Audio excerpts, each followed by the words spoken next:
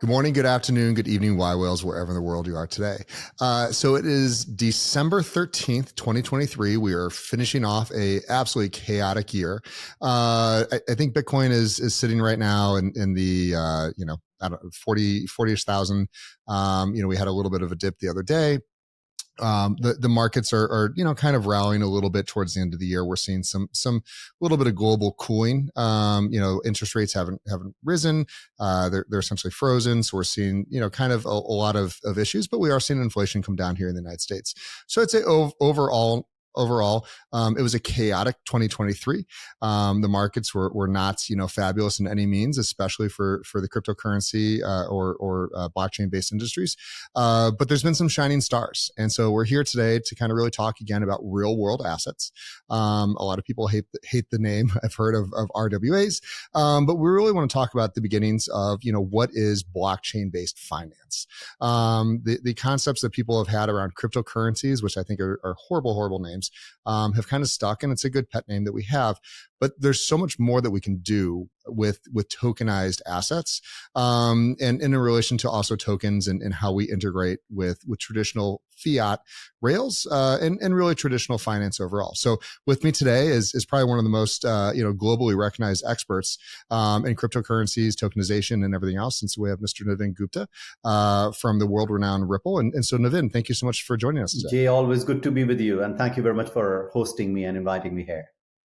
Absolutely. So we've had you on a few times, but just for the audience today, if they haven't listened to all of your other interviews and podcasts, would you mind giving a little bit of your background, specifically as it relates to traditional fintech and TradFi? Yeah, sure, absolutely. So I started my career right out of grad school at Citigroup, a number of years in the Bay Area, covering all the tech names on the West Coast. That time, Google wasn't a public company in 2002. I was the relationship manager, and it was great ride. Apple, Amazon, and the likes.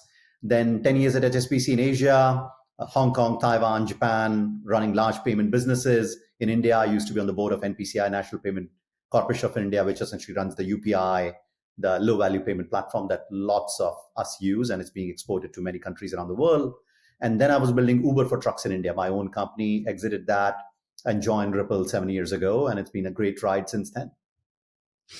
It's been a big ride for Ripple. I mean, it's we're not going to spend, I'll give everyone the warning. We're not going to spend a bunch of time diving into, pulling information out of an event today about, lawsuits or anything else.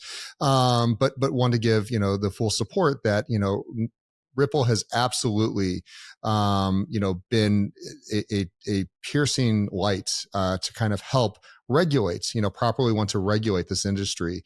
And so, for myself and the time that I've spent with Navin, I've spent with other people around the industry, we're all very thankful for what Ripple is doing to help properly regulate, these new digitized tokens and assets. So that being said, Ripple is really, I think, been on a good run lately, as far as, it's been a crypto winter.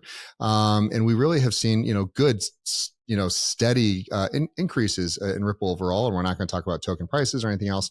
But the adoption of your platforms, I think, is what's most important. Are you able to talk a little bit about, kind of how you're seeing financial institutions around the world continuing to integrate with the Ripple XRP ledger? Yeah, 100%, right? So I think, firstly, given this regulatory uncertainty is behind us, which means any project that are built on XRP ledger or use XRP as a bridge or what have you, or interact with Ripple in any way, there is no regulatory uncertainty. So by law, it's essentially clear and people are able to see the judgment. So that's absolutely great.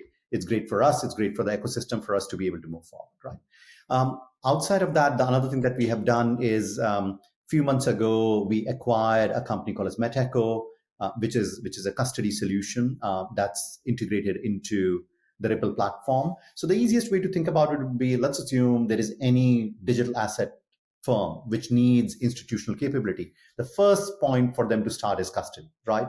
Like, for example, if in a traditional world, somebody was to start a company, first point for them to start is have a bank account for the company. So they're able to essentially safekeep the money that they have in the bank account. In this case, for digital assets, it's essentially custody, where people are able to safekeep their money. And then the second thing immediately after that they need is payments, essentially able to move money around the world or within local jurisdictions, right? And it could be in form of anything. It could be in form of their home currency. It could be in form of CBDCs. It could be in form of any of the digital assets that they have, right? And then the money could move in and out and into fiat on and off ramps, right?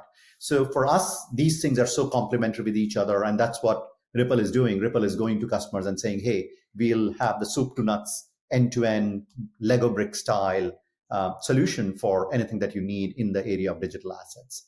And Metaco has been great. Like you may have heard a few weeks ago, the announcement around HSBC, which has decided to use Metaco. And similarly, there are a number of other financial institutions who are choosing to do the same thing because their vision aligns with what we are doing. Yeah. So I think this is really, kind of one of the most important parts of, and I do use the word Web3. I know some people are getting away from that concept, but, it is the next iteration of the internet, which allows for custody and assets and ownership to be moved around. And I think one of the most important things is that it really is the modular internet. And when we talk about not just the internet, we're talking about the modular financial system. And so, right now, if you choose, a banking partner, you choose a lender, you choose, anything else, you're kind of like, this is the way they're going to manage it. And those rules are static. I think it's really interesting what you guys are doing, which is you're saying like, look, we have a default solution, which is, and Metaco is a fabulous company. They are, not only custodying, but ensuring, billions of dollars. So, they're adhering to all the rules and regulations of TradFi, but utilizing this new blockchain tech stack. To me, what's most interesting, is the thought of like, look, you have a place to start, because the idea and concept around self-custody, I will be clear, I think it's a right that everyone should have, just as you can go and pull cash out of a bank, put it under your mattress and it's there. I don't think it's a good idea. I don't think most people, including myself, really, like, no matter how educated you are really prepared for the true concept of self-custody, and the repercussions of what happens when we do have immutable assets like this. And we see time and time again, no fault to anyone else's, that you can do everything right and something still happens. So I love the concept of you guys kind of leading that forefront and providing a default solution right off the bat. What's been the banks, because banks are custodians, what's been their kind of response to this? Yeah. So this is just my view, having worked at HSBC for 10 years. So I'm coming from that knowledge versus knowing what every bank is thinking. So this is bank's bread and butter, right? So banks provide safekeeping for traditional assets around the world all the time, right? And there is no reason why they would not jump on the opportunity to doing the same thing in digital assets as well, right? Would they do it themselves? Possibly no, because generally banks tend to be laggard in terms of technology adoption. Would they want to partner with somebody, a fintech like us, and then develop that solution? The most likely answer is yes. But eventually I also see, and this is again, like just my own view, I think banks will buy custody solutions like this eventually at some point to kind of integrate into their core offering. So either deep integrated partnerships or essentially buying that solution, essentially bringing that in, right? Because at some point they'll have so much demand from their customers, all of them who will be holding digital assets in some form. It could be stable coins, it could be free floating assets, it could be CBDCs that they provide safekeeping for traditional assets. They will need to provide this for digital assets as well. Yeah, so I'd love to talk a little bit about the clients of which you serve and these various products serve, because now you guys are a custodian as well, and I see kind of really it being threefold. There's the institutions which have been working for years to be able to kind of integrate with blockchain technologies. It's a big technology stack upgrade for them because they're not just going to throw their stuff away and go to like, every bank has a seed key for their wallet and here you go. Like we need true institutional and enterprise solutions, and that's what you guys are providing.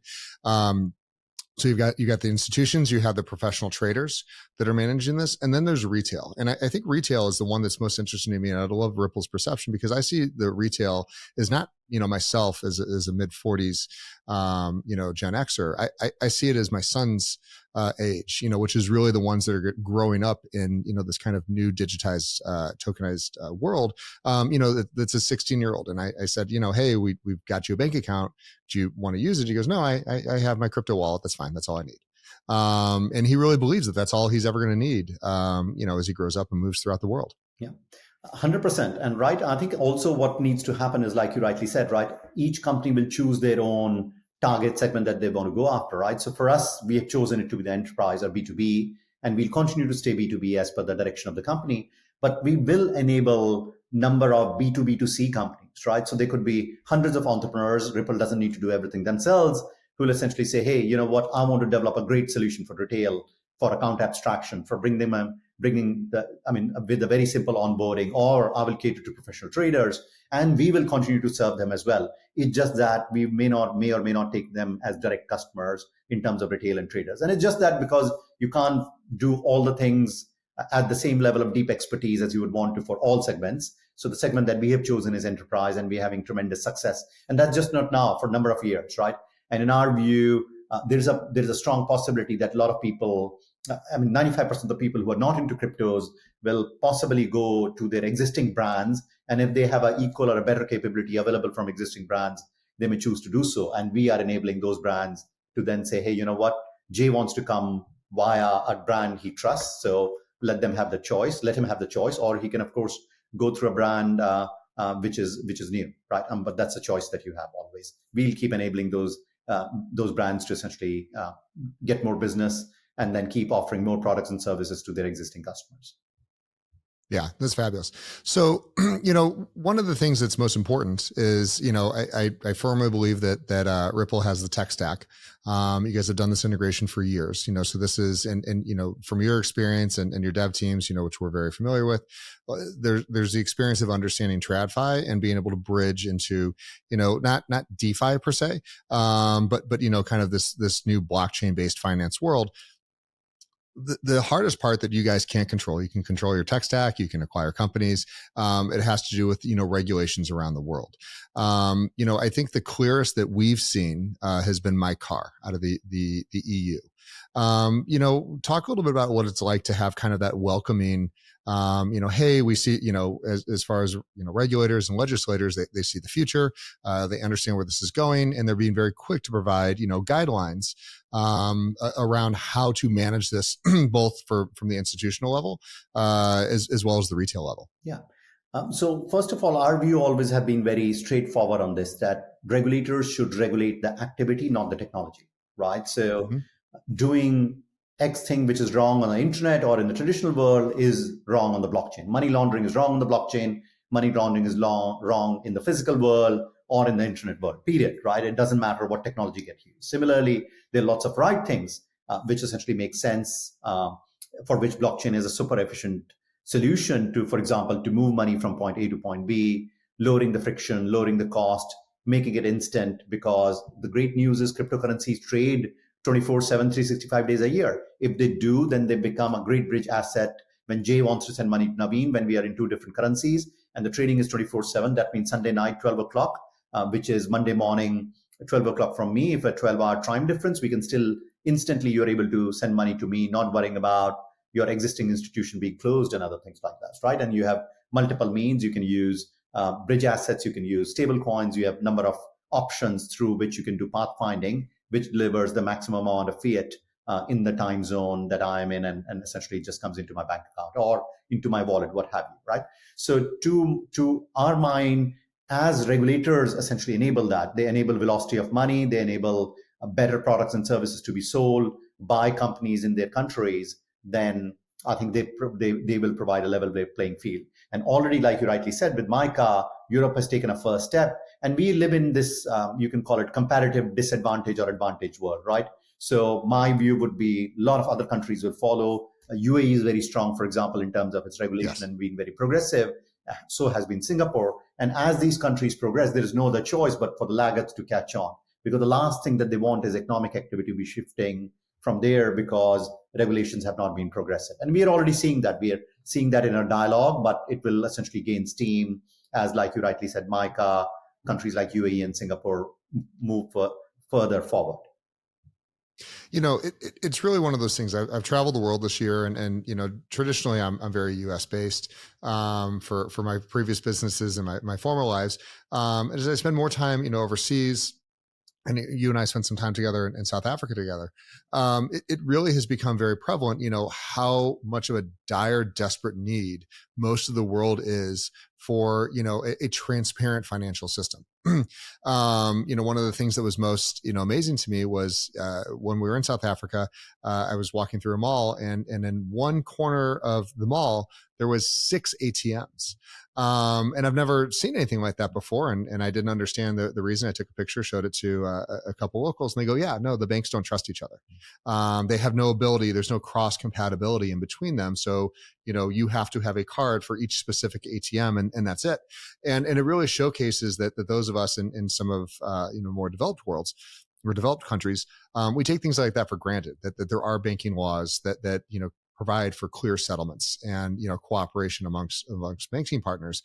But in some aspects, in some countries, there's so much corruption or so many issues that we need to provide a faster system that is clear, transparent, and allows for those instantaneous settlements, so that you can have more consumer protection as well as consumer adoption of some basic things like ATM cards or credit cards. 100%. And that's the reason, Jay, what you'll find in certain countries, there'll be leapfrog that will happen, right? So basically, I mean, of course, traditional systems are built iteratively, right? To say, hey, X happened, Y happens, Z happens, right?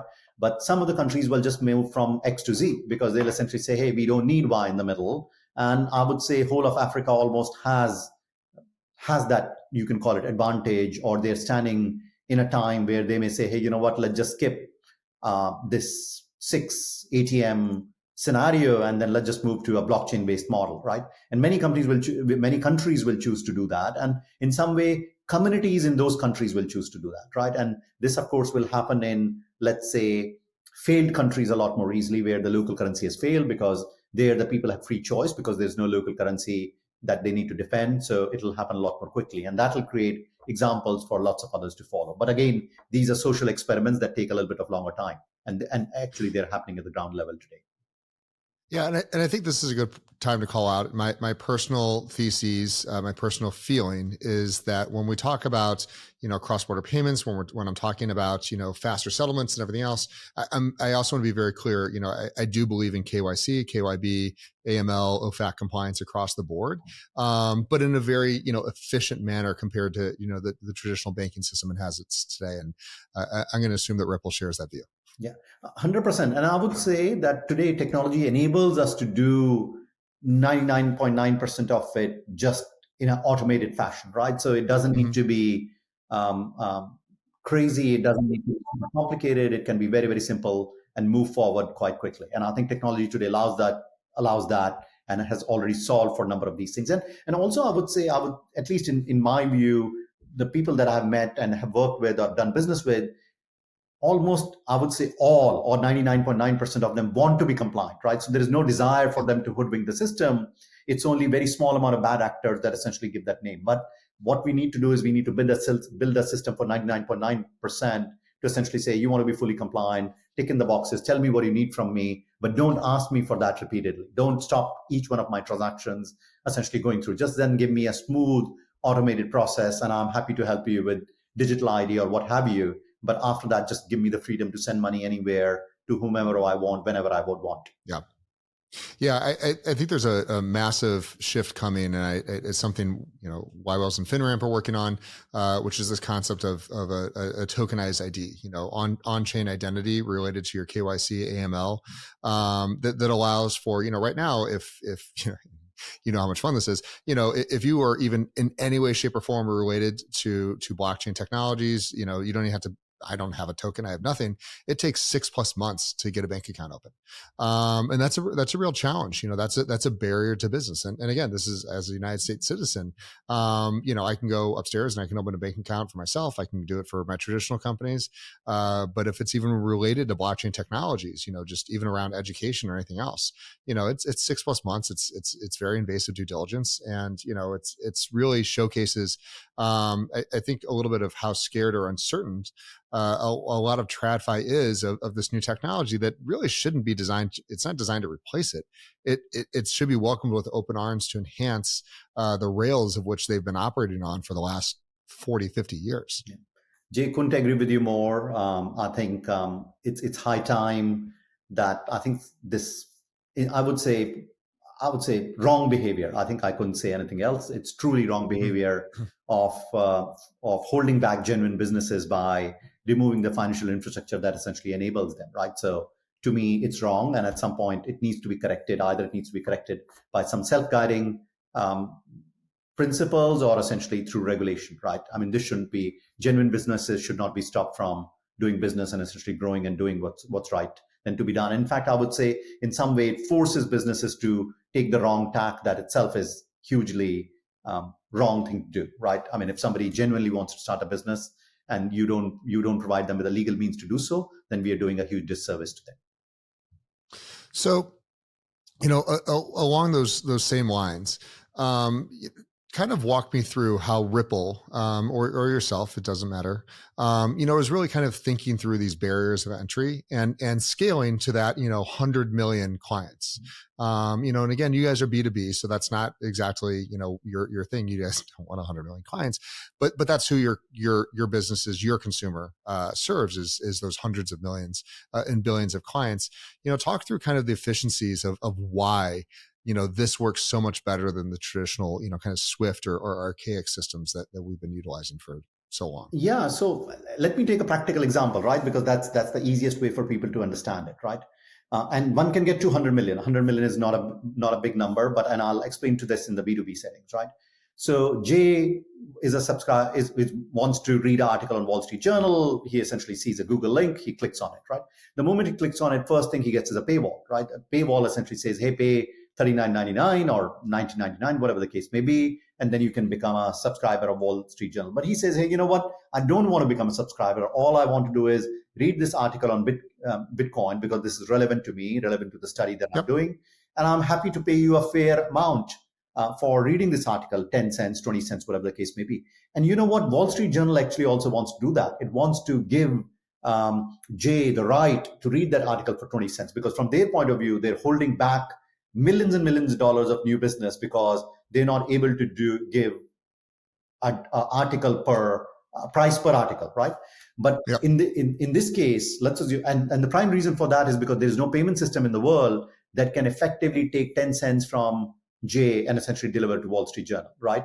But if you look at the case of XRP, and I'm just using this as an example, but there could be many others, you could essentially effectively take 10 cents from Jay and give it to Wall Street Journal, and Jay can instantly have the right to essentially read that article, right?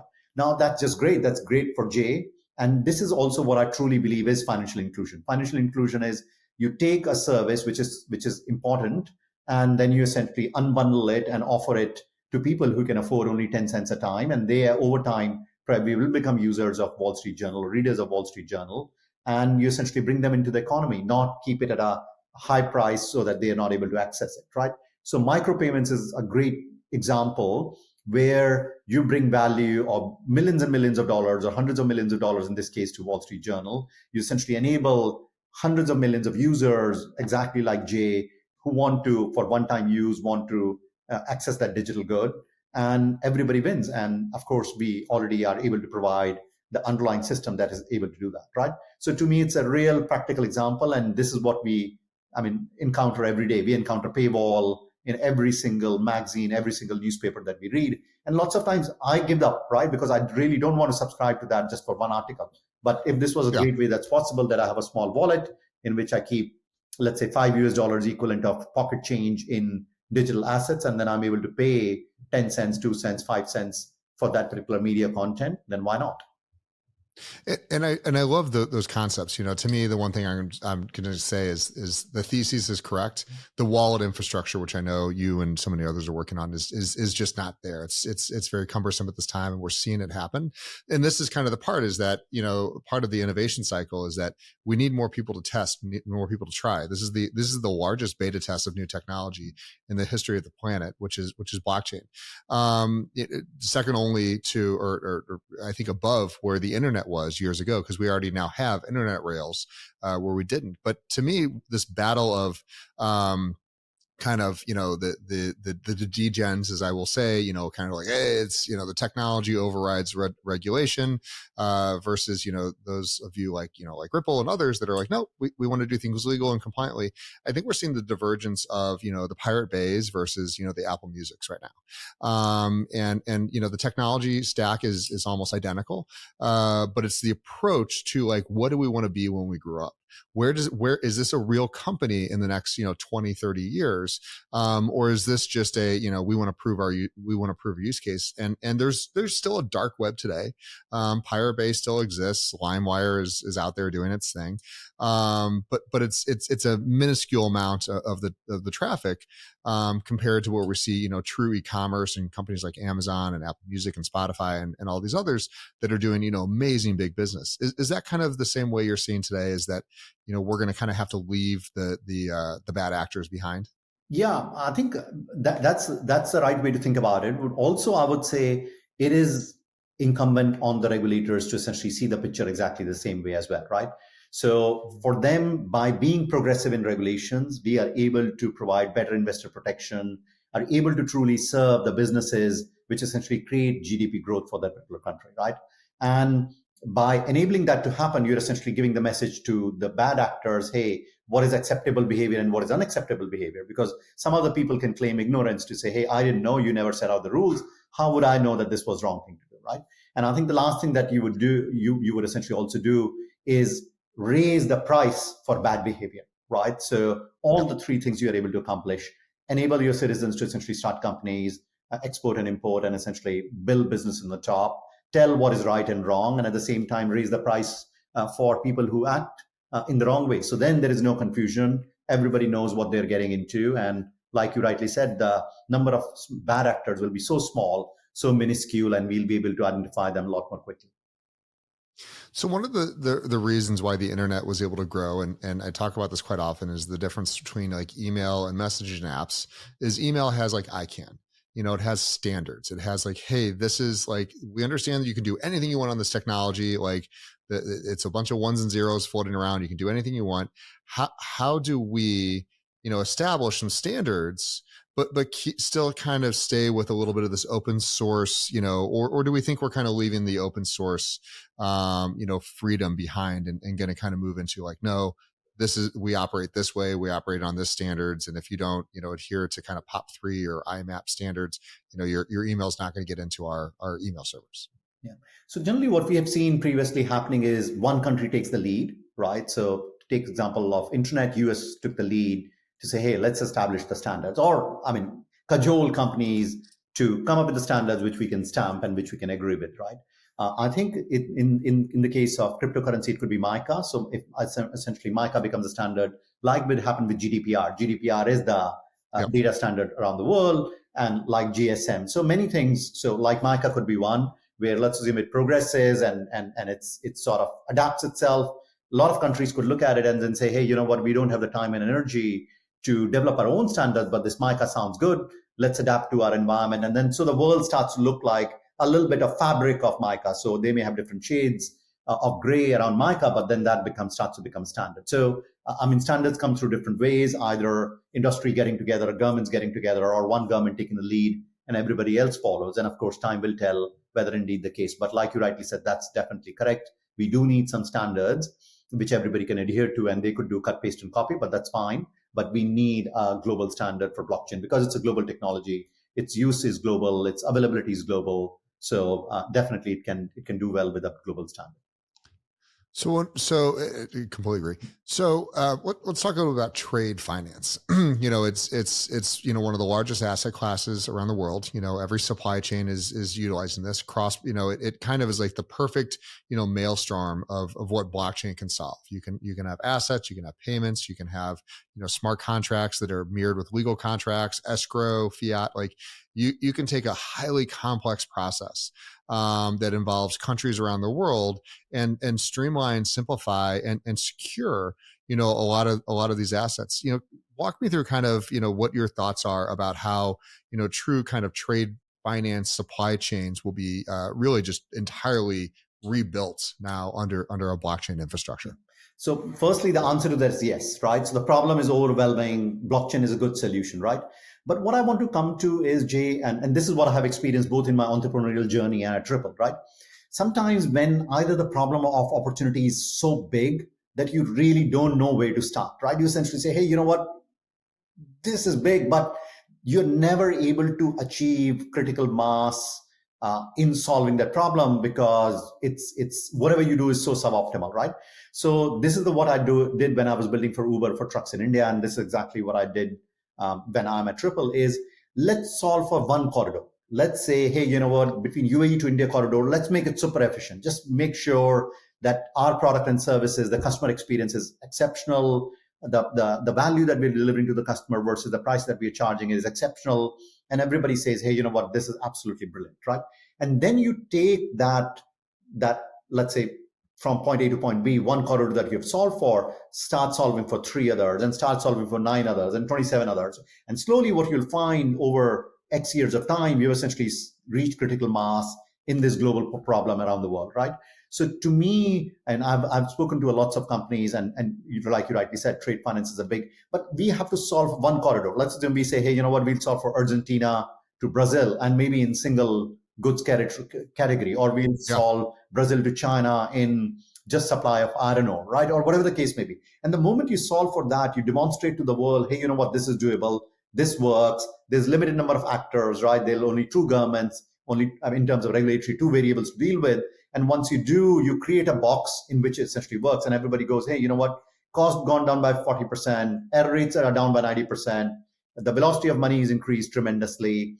Everybody's winning. We need to replicate this. And then there is another country, again, because we live in the world of competitive disadvantage or advantage, says, I need to replicate this because this can create GDP growth or create progressiveness for our exporters or importers. And then you suddenly start, huge amount of replication starts to happen. So to me, that needs to happen for this trade finance problem to get solved. We need to take a narrow corridor, a narrow segment, big enough, which has the demonstration effect. And the moment that demonstration effect is there, you would find essentially makes sense. And it doesn't matter. I mean, initially there'll be 5 standards, and that's fine. And eventually they'll all essentially come together in one common standard. And that's all right, because maybe there are different people who will view that particular example and then try to adapt to their own markets. Yeah, crawl, walk, run. Let's figure that out. And I think that makes a ton of sense. Because I basically equate. You talked about trucks. So when Elon came out with the semi truck version of Tesla, everyone's like, oh, you're not going to be able to do this and this and everything else. I don't care about any of that. There's a very finite use that there's, from plant to plant.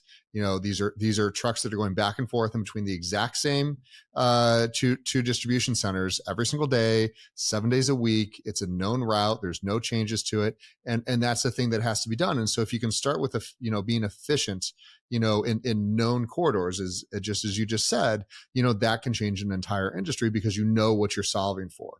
I think it's true. That like I spoke to the head of blockchain at Visa last week. They're not even thinking today about rolling that out to consumers, but internally they know their paths, they know how they're moving money. And I was very impressed by how advanced their internal blockchain usage is. I think that's the thing that most people don't understand is when they hear Visa and blockchain, they think, oh, I'm getting a crypto wallet with my card. They're like, no, we don't even want to talk about that. Like it's like just internally, we can simplify, reduce fees, increase exposure or decrease exposure and risk just by utilizing these technologies that I'm playing with, you're building. Is that kind of a good analogy? Yeah, 100%, right? And also eat your own dog food is a great way, right? I mean, Visa is essentially saying, hey, you know what, let's get inefficiencies in our own organization so that when we talk to our customers, we are hugely much more credible, right? Because we are able to show this worked, this didn't work, and then we are able to get our customers to be a lot more efficient from what I hear from you. And that's the right way to do it. Yeah. And one of the things when we talk about, trade finance or cross-border payments, I think that we're going to start seeing this evolution. And I know that you guys are working on it as well, where it's like, look, I want to pay my taxes. I want to pay my, whatever the case is. but it's very slow, it's very cumbersome, it's very expensive to do so. Not in the money they're paying, but the administration cost to do so. One of the great things about blockchain is, being able to just integrate, make those payments, do everything else. Because on the SWIFT system, when I send, money to payroll in Canada or other countries, Swift is like, it's designed to like, nope, we're gonna pause it here. So it's actually 10 days for a United States company to pay a Canadian citizen, because it just takes so long to move the money down the proper paths, pay everything else. We know what it is. It's the same thing we do every other week. Being on a blockchain rails means that I would actually be able to keep money in my treasury, for 9 extra days, compared to 10 days in advance, allowing that money to start moving its way down the path. And it's very expensive to do so. And between you and me, Jay, like when NAFTA was getting signed, I would have done this the first to essentially make sure that the money moves between Mexico, US, and Canada same day instantly, right? And that itself can create velocity of money and then essentially improve productivity in all the three GDPs, right? And this is just everything else being the same. So, movement of money, but movement of money between three countries instantly can essentially have a terrific impact on the GDPs of the country. And in some way, outside of regulations, it doesn't take much, because companies like us and many others, very entrepreneurial, will essentially make that happen, right? Where they will essentially take money and move it instantly, which we are doing today between these three markets very, very efficiently. So, one of the things, that I want to kind of talk about is actually putting true title on chain. And that's not what Ripple does. But you are an expert in the field. So I'd just love to hear your thoughts on this. So when we talk about moving true title, whether that's for a vehicle, for a property, or, just assets, or, business ownership, or anything else, how do you think that is doing today? And what's kind of the gold standard of what you'd like to see? Yeah. So I think I will divide into two parts. So first, technologically, today, this is possible, right? Of course, it's been proven by digital assets, but basically digital assets are representation. So you could have a representation of lots of things, and mostly these things already exist in the real world. It could be gold, it could be diamonds, it could be many, many other things. And there are a number of entrepreneurs who are looking at technology and then saying, hey, how could we represent number of these physical assets or digital assets on the blockchain? And I think it's doable, right? I think, to me, where a lot of work needs to be done is on the commercial side, on the regulatory side. Commercial side in terms of education of the people to say, hey, if I buy a diamond on the blockchain, why is it better? Why should I do so, right? What is really the positive impact to my life, right? And it's sort of like we need to go beyond the, let's call it, sexiness of the blockchain, right? It's on the blockchain and hence buy it, right? I think few people buy that, but majority of the people say, hey, you know what? Nah, I think I'm happy with whatever is going on, right? So there needs to be absolutely value defining product and a feature and education around it, so that the customer goes, yeah, wow, this is great. I would love to buy it. And I have got some share of the economics because I'm doing it in blockchain versus the traditional method. And that's been true about internet.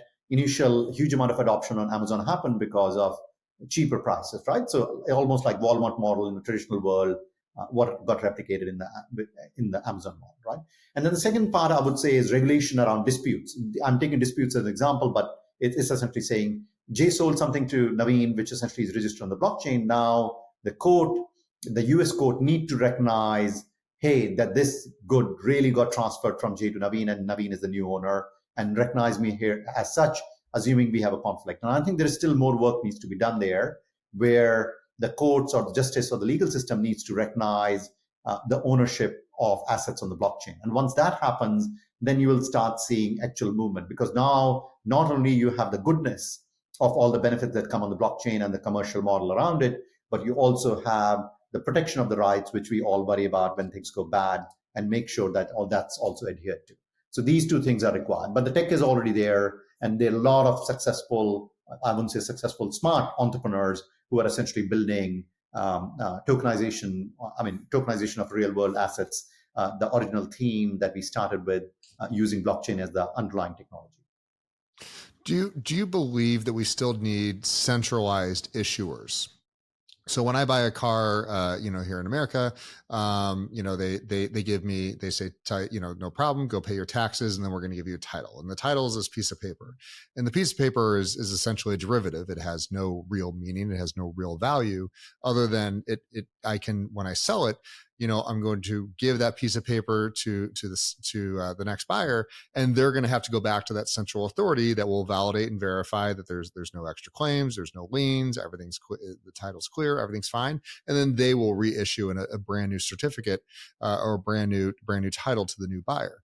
And I think that to me is a way that works. It means that if I lose my title, which has happened before, my car is not just sitting in my driveway as an illegal asset that I can't sell anymore because it's gone and it's never going to be recovered. There is somebody responsible. And I think it goes back to my concept of self-custody is you're right, but it's not a good idea for most people.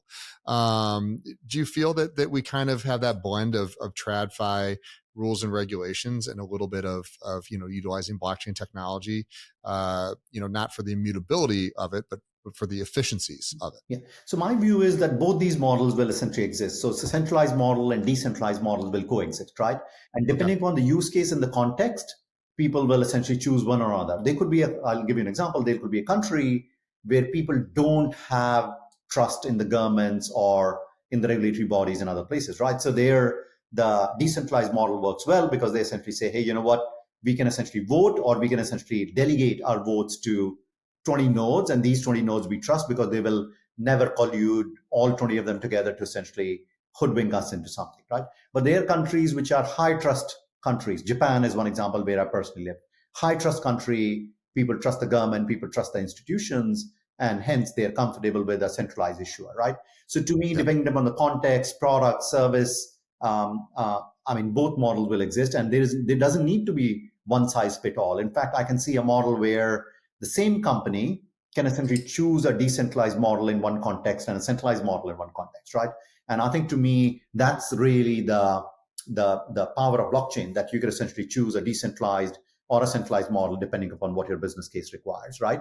And this we don't need to have this fanatism of, hey, blockchain is only decentralized, and if it's centralized, we won't value it on more. Essentially, the customer should decide, and their context should decide what business model is essentially most appropriate for them. So one of the really interesting, I love that answer, by the way.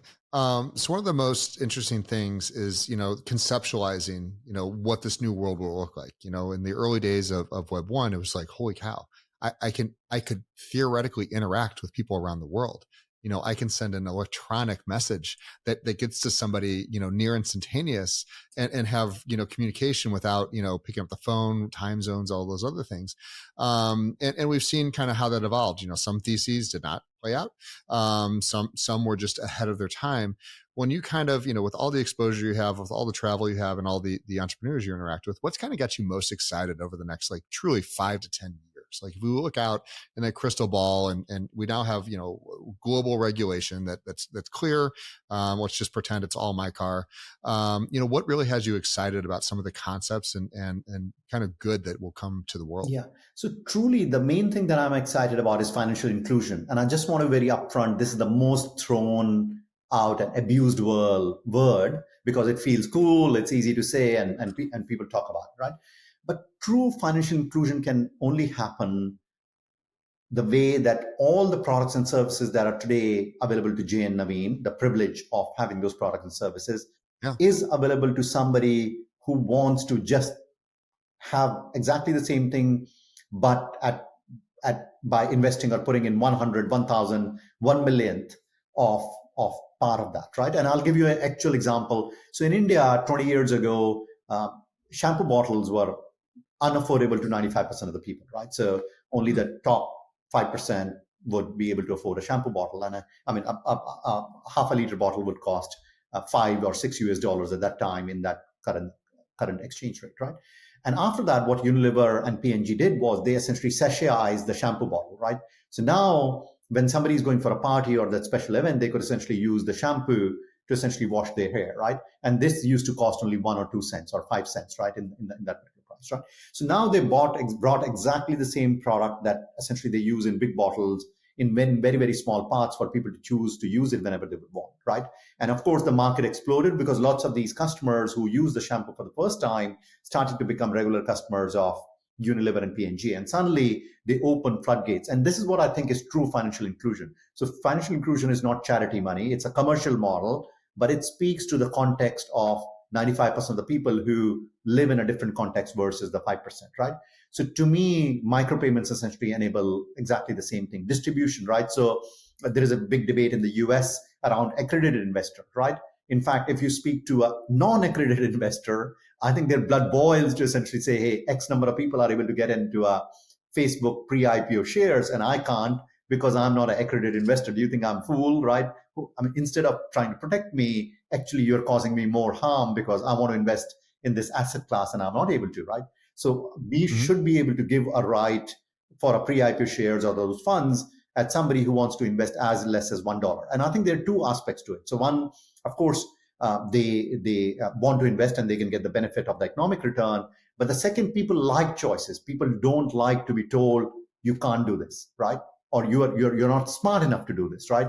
People with more money are smarter, right? And these things create, and to me, in some way, if you look at commentary around Reddit on Robinhood and AMG, or a lot of AMC, sorry, a lot of stock, you can see some of that anger coming out to say, hey, I'm smart, I'll make my own decisions, and let me show you what I can do, right? And it sounds crazy, but actually that is coming from the moment we deny people the options, people get very upset, and rightfully so, because essentially everybody should have the right with proper information to make their own decision on what they want to do with their money, right? So to me, that's what true democratization is, true financial inclusion is, to bring the same product and service in a commercial model to its smallest unit of economics, which people can essentially consume and use. It's one of the best answers I've ever heard about truly what financial inclusion should mean. It's not just about having a bank account; it's about having access, for educated investors. And I think that's the biggest thing that we need to get to is educated investors versus accredited investors. I know plenty of people that have lots of money and they're not near, they don't know what they're doing. Some days that's me included.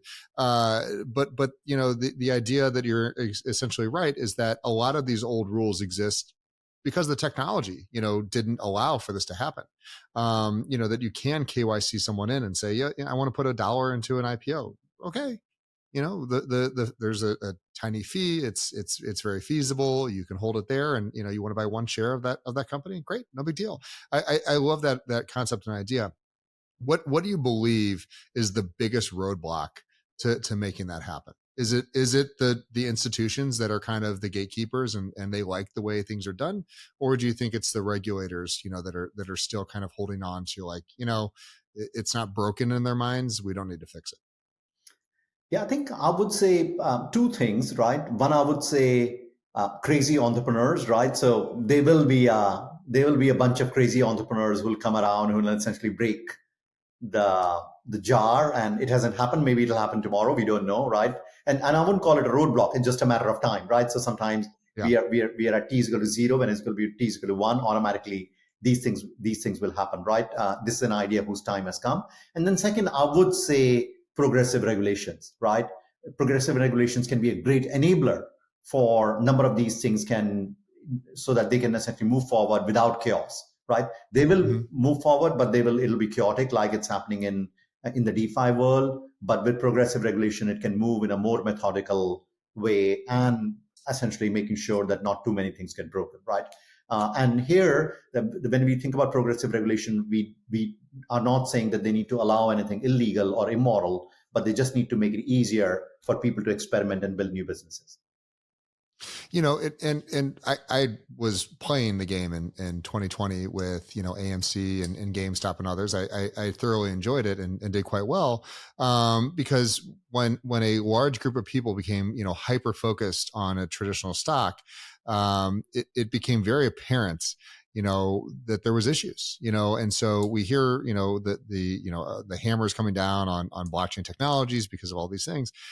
It was, abhorrent what they were doing with GameStop, working with, close to 180% of the actual number of stock certificates that existed, with no reconciling, at any regular period to say like, hey, hold on, we need to freeze the stock because we're over 100% distribution. Something's happening. There's games being played on the background.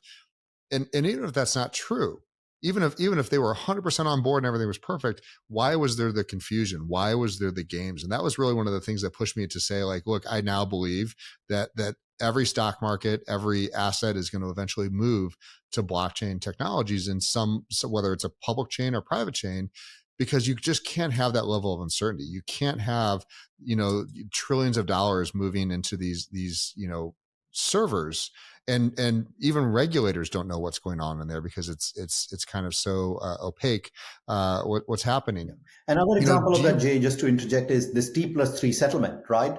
So just by not settling instantly, we have put huge amount of risk between Jay and Naveen, between financial institutions, and we're always worried, hey, essentially created a huge amount of capital burden on the overall economy, right? So everybody is essentially keeping capital aside because they don't know if the institutions will fail, will the stock exchange fail. It doesn't make sense when the technology allows you to do instant settlement, why you should be on T+3 or T+2 or T+6, right? And because you're making capital inefficient and you're essentially burdening the economy with a lot more cost, which essentially can become cheaper, faster, better if you were to move to instant settlement, for example, by the use of new technology, and which essentially blockchain allows you to do today. Yeah, and instant settlement, you're right. It's decreasing risk, because you know exactly what happened where, and I think that it's just a matter of time. I already know every bank is going through massive, fintech infrastructure changes to allow for the integrations of these. And I think it's very similar to what Visa is doing for phase one. They want to use it internal for bank to bank, which is exactly what Ripple's adhering to. Consumers and retail is going to come later. There's still, like I said, I do not believe there's a wallet system that exists. And I was just at the Firebox conference last week, some amazing technology, brilliant people, and really focused on the future. We're just not there yet with a retail wallet that really kind of works the way that I think consumers want with the protections. Think about the early days of email, and you and I are about remember this well. You had an inbox, you had a delete folder, and you had sent. That was it. Like that was all you had. Spammers could put anything they wanted in there. There was no concept of spam filters. There was no extra folders. It was just like send, receive, or delete. That was it. And I feel like we're kind of right now with a single inbox. Like everything's either in your inbox or it doesn't exist. And so we haven't really kind of built that multi-layer control, to where email is now like, I couldn't live without it. Businesses couldn't operate without it. And I feel like a true blockchain wallet is going to get to that level, but we're not even close yet. 100%. And I think tons of entrepreneurs are racing in that direction, right? Yeah. Yeah, absolutely. What's got you most excited? What new tech have you seen? Whether it's related to world assets or Ripple, but what's got you just kind of most excited right now? So I think I'll be very upfront, right? So now new tech doesn't excite me so much, but the execution of this existing new tech excites me even more, right? Because I think the technology challenge is by and large sorted. But when I say by and large sorted, we know conceptually it works. We know in large scale experiments that it works. If you look at Uniswap, if you look at a number of successful platforms, right? At least in terms of transaction scaling, going through ups and downs, they have proven the test of time, right? Now what we need to do is make sure that commercial models, and when I say commercial models, is user adoption, account abstraction, making it very easy for people to onboard. All those things essentially need to be kind of built out, right? And to me, that's where the fun lies, because now you start getting adoption. And once doesn't matter how a user come into the blockchain ecosystem, it may come through stable coins, it may come through an NFT, but then once you get that critical mass, then they're open to doing multiple other things because they have had a superior protected experience. And they say, hey, you know what, this is great, this is easy. And I feel I can replicate it across multiple other things, right? And that's what I'm very excited about, because then you essentially open the doors to a very, very big market, which essentially we can't even imagine. And then it's a great opportunity for tens of entrepreneurs, because you have an educated and a user who essentially knows, hey, how things need to be done, and then is able to replicate that experience across multiple asset classes, multiple experiences that they want to have. So, and I agree with you. We're going from evolutionary, or from revolutionary to evolutionary. So we're now kind of in iterative designs, and I think that this is, kind of during the crypto winter, and we're seeing the thaw right now as everything's moving in the right direction. But we haven't seen like a dozen new level ones. We're not seeing like tons of new chains coming out and everything else, because as of right now, it works. It scales. You can choose a layer 0, a layer 1, layer 2. There's even some layer 3s. And so I think that kind of the ability to roll up and be a multi-chain or chain agnostic is huge. And the XRP ledger, you guys are going to be continually upgrading, scaling, and changing there. But the ability to be, cross compatible with other assets and tokens, I think is where we're going, is this multi-chain future. Because when you go to a website, it's generally pulling from multiple servers, multiple databases to resolve a single image or a single page. And I think that that's going to be a lot of what we're going to see here in the near future, is that, there is no one chain to rule them all. Like Swift, you were kind of like, yep, either you're a bank and you use Swift, or you're just not in, you're not included in the financial system. So I think you're entirely right. We're going to see a lot of, evolutions. We've already proven, a tokenized JPEG, that of the concept of digital scarcity can be worth tens of millions of dollars and hold the value and be able to trade as a financial instrument. Whether that's legal or even anyone cares, it's a great alpha test to showcase. Now we're ready to start beta testing what we're talking about today, which is real world assets, real title, and start moving from, millions and billions to hundreds of trillions of dollars into blockchain technologies. 100%. Couldn't agree more. What do you feel there's a scale or a limit at this juncture today, or do you feel that we're just, we still need to build some major infrastructure that's missing, or do you feel like it's time to start onboarding? Yeah. So what I would say is, firstly, these are, like I said, technology challenges will continue to come, but these are solvable challenges, right? Okay. It's already proven in a box. Let's put it this way, right? Let's assume there is 10 million customers who are lined up and something is not able to scale up. I think there will immediately be great brains who will essentially say, hey, you know what, we can solve it in this innovative way, right? So to me, getting the customer adoption is the critical part, because the moment that happens, then there is a commercial model, there is a huge incentive for somebody to solve for serving those 10 million customers well, right?